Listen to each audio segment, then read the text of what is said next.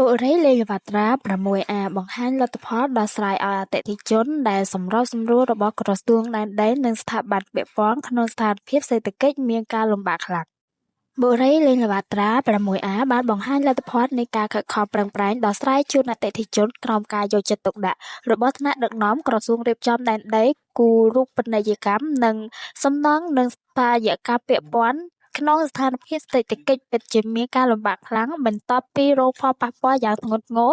នៃវិបត្តិសេដ្ឋកិច្ចពិភពលោកនិងសង្គ្រាម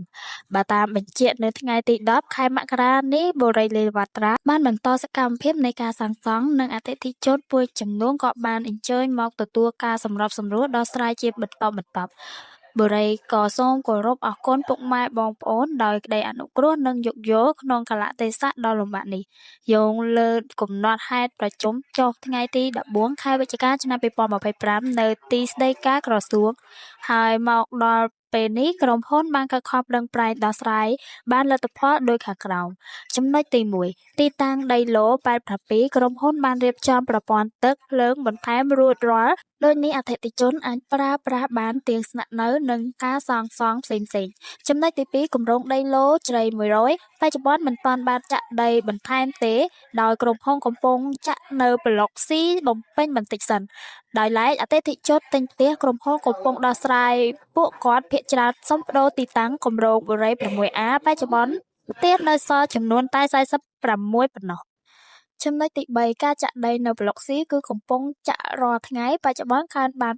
85%និងនៅសល់តែ15%ប៉ុណ្ណោះចំពោះទីតាំងដែលត្រូវចាក់ហើយបន្ទាប់ពីពេញកូដរួចក្រុមការងារនឹងគូសឡូតដែលសល់នៅប្លុក E1 ដើម្បីលើកអតិថិជនប្លុក A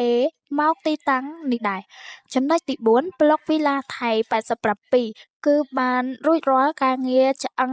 ផ្ទាំងស្រុង90%ហើយប្លុកនេះគឺបានរៀបចំហេដ្ឋារចនាសម្ព័ន្ធប្រព័ន្ធលូការដំណើរការសាងសង់បន្តគឺត្រៀមនឹងចូលឆាប់ៗនេះចំណុចទី5អតិថិជនបង់រំលោះស្នើសុំផ្អាកការបង់ប្រាក់ក្រុមហ៊ុនបានយល់ពីការលំបាករបស់អតិថិជនដូច្នេះក្រុមហ៊ុននឹងពិនិត្យលើស្ថានភាពជាក់ស្ដែងជូនហើយក្រុមហ៊ុនបច្ចុប្បន្នក៏មានការលំបាកដូចគ្នាដូចនេះស្នើសុំឲ្យអតិថិជនដែលមានលទ្ធភាពមេត្តាបង់ប្រាក់បន្តចំពោះទីតាំងដែលបានសាងសង់ចំណុចទី6អតិថិជននៅប្លុកវីឡា533ក្រុមហ៊ុនកំពុងខិតខំប្រឹងប្រែងស្វះស្វែងរកកញ្ចប់ហិរញ្ញវត្ថុដើម្បីត្រៀមក្នុងដំណើរការសាងសង់ឆាប់ៗនេះសម្រាប់ចំហរបស់បុរីគឺឈរនៅលើគោលការណ៍សាងសង់បញ្ចប់ជូនពុកម៉ែបងប្អូន